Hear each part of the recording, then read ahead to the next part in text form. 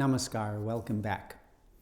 So today's topic looks at the different stages that we go through in meditation and how those stages kind of reverse the process. So the universe comes into existence in certain stages. And when we do meditation, we kind of go back through those stages to the source so that at certain parts in the meditation, we're basically retracing the steps of the creation. And then at the end, I want to talk about the oneness and the expansion that we want to try and catch in meditation.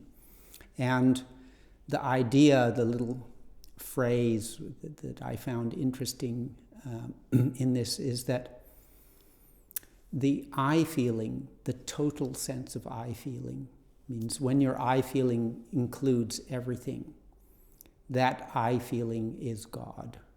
And when the same feeling of I is more limited, when it's related to your personality, your body, etc., the I feeling is you, the individual.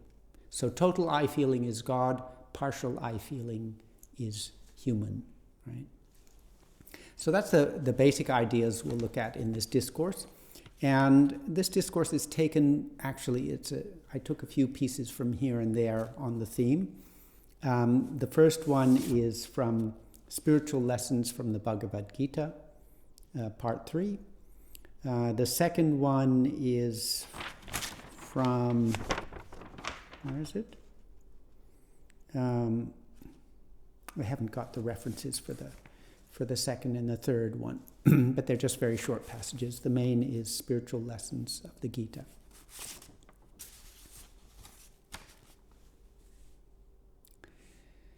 The Kula Kundalini, the sleeping microcosmic force, must move from crude to subtle, from matter to consciousness.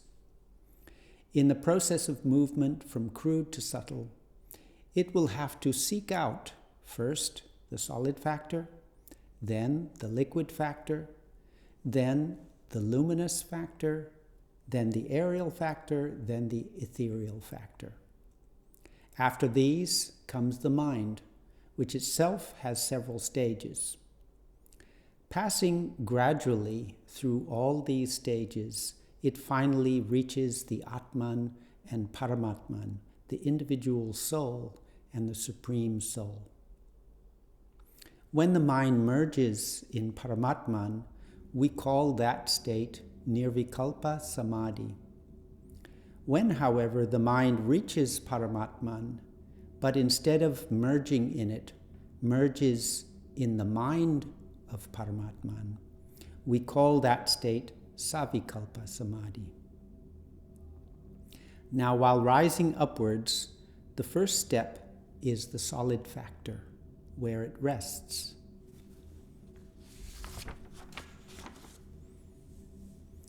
The Kula Kundalini continues to move upwards.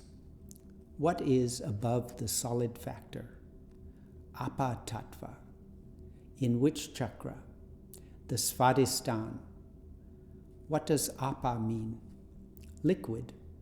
Kulam Nasti Jasya. That which has no limit. The universe exists within the vast liquid factor. What is above the Atma Tattva? Tejas Tattva. Tejas Tattva means universal energy. The Kula Kundalini rises there. What is above this? Vayu Tattva, aerial factor, the Anahat Chakra. The Kula Kundalini rises still higher. Where does it go? To the Akasha Tattva, the ethereal factor. This represents a state midway between matter and consciousness, between mind and body, between abstract and matter.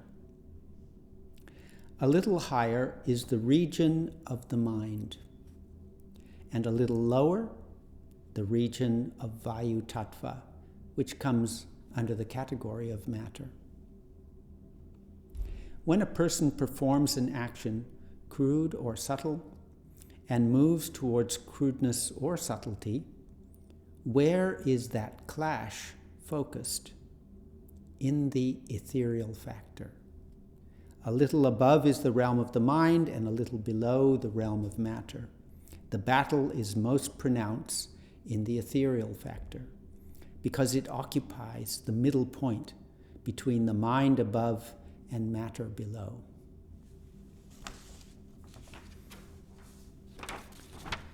That person alone can go upwards who keeps this point undisturbed. Otherwise, the person cannot go forwards. If there is the slightest disturbance, the person may fall down. Hence, Judi stira. Judi means in war.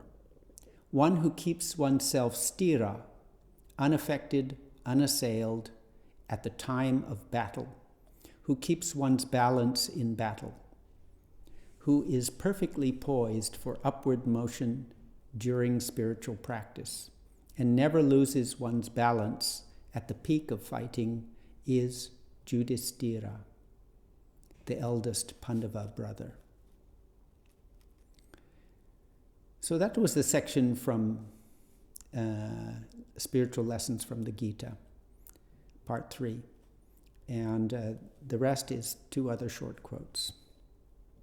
After continued practice of sadhana, the I feeling of the individual mind gets transformed into the cosmic I feeling.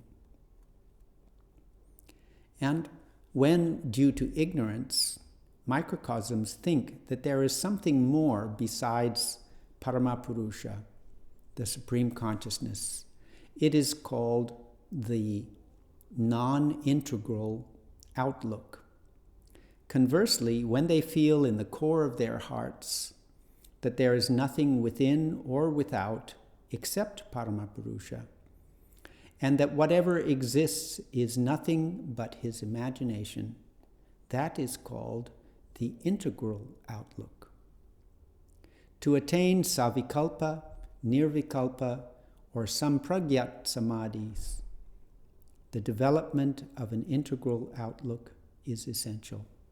So we're talking about the stages moving up through the chakras and the different physical elements that they control: solid, liquid, energy, light, air, and ether. And then coming through into the mind, and then the state of mind which is required, or the outlook of mind which is required in order to achieve samadhi. So let's go back and look in a little more detail. In the process of movement from crude to subtle, the Kula Kundalini will first have to seek out the solid factor, then the liquid factor, and so forth. So in our meditation system, we call this part of the meditation where the Kula Kundalini is seeking out those different factors, asana shuddhi, the second stage of our practice. So in the first stage, we kind of detach ourselves from the world around us, and next we go through, we kind of retrace those steps through the different elements of creation as they emerged. So, pausing at each of the chakras, and it's helpful there when we do this to think in the terms that it's described here. That is,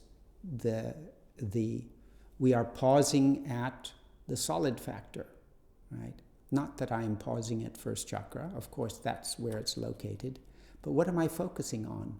I am focusing on the solid factor. So when the universe came into existence, the last aspect of it was the solid factor. And when we want to go back to the source, we start at the last element. Basically we're focusing on the material universe. Then slowly we move up to the second chakra. This is the controller of the liquid factor. And we think at this time that we're focusing on the liquid universe, basically. How does it describe it? Apa-tattva. What does apa mean? That which has no limit, right? So the liquid, the limitless liquid factor, right? Means has no borders. Like if you take a piece of something clay, it has clear borders, clear limits. But if you take 2 drops of water, there's no limits on it. So they merge together, right? So we focus on that vast liquid factor when we concentrate there. Similarly, as we go up to the 3rd chakra, this is the seat of the Tejas Tattva, heat, light, energy, cosmic energy. So what you're actually doing when you're focusing in the 3rd chakra is focusing on that universal cosmic energy. Then the aerial factor, so what was the universe like when it had only kind of descended to the subtle sphere of the aerial factor? It was a universe of gas and air. There was no liquid, no heat, no light. So that's what we're focusing on, the aerial universe. And then we come to the 5th chakra, which is the seat of the ethereal factor. And it's a very, very important location because it's halfway, it's exactly the midpoint between mind, which is 1 step above it, and matter, which is 1 step below it. So it's like, if you're struggling with your mind to go, if there's a struggle to go either upwards or to go downwards, the 2 forces are fighting within you. So that's where that fight is taking place, here in the 5th chakra, in the ethereal factor. If you lose the fight and the forces of material are victorious, then you are pulled downwards into the material elements. And if you win the fight and you're trying to go towards the spiritual, then you move upwards, right? So Sri Sri Anandamurti said that it's very important to have stability in this area here. That means, how do we do that? We spend more time in our meditation when we focus here and try to make it stable. And as that area becomes calm and quiet, because it's touching the mind, the next level up is the mind, so they're bordering on each other. If this area of the throat is calm and quiet, and the ethereal factor, the space, is still and controlled, then that impacts the mind because it's connected with the mind, right? So it helps make the mind calm also. Okay, so then we move upwards into the mind itself, which has 3 stages: the chitta, the aham, and the I am, the mahat. Okay, and we visualize, when we make that visualization of infinite consciousness. So this is the chitta, or is the objective mind of Paramatman, right? So in Savikalpa Samadhi, we become one with the cosmic mind. And the cosmic mind has its objective aspect, which is the universe, the vast universe. It has its creative aspect, which is the aham, the I do. And it has the existential I am. So I create the universe, subject, verb, object, right? So the object part of the mind is what we see when we do meditation. We see this vast, infinite mind of Paramapurusha, right?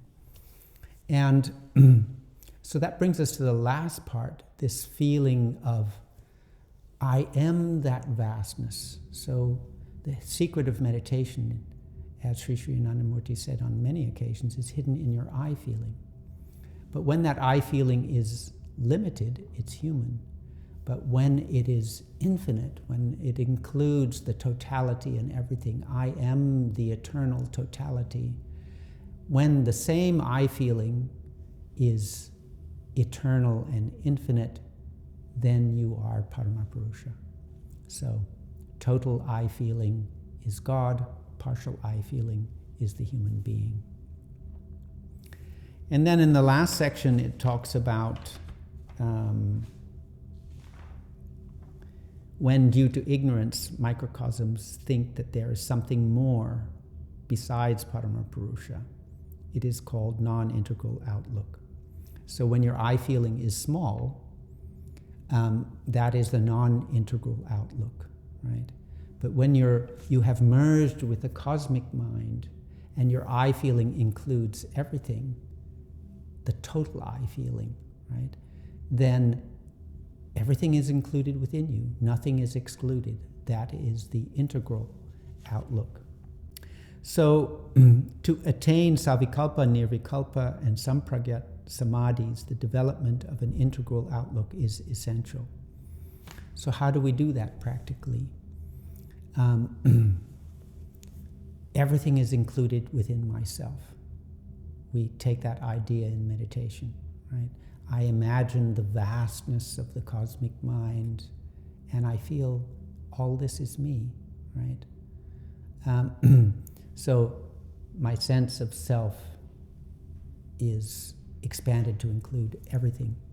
And similarly, at times when I open my eyes and I'm moving around in the world, we must try to hold on to that feeling. So I look around, I see everything, and I remind myself, all this is Brahma, I am Brahma, all this is me, right?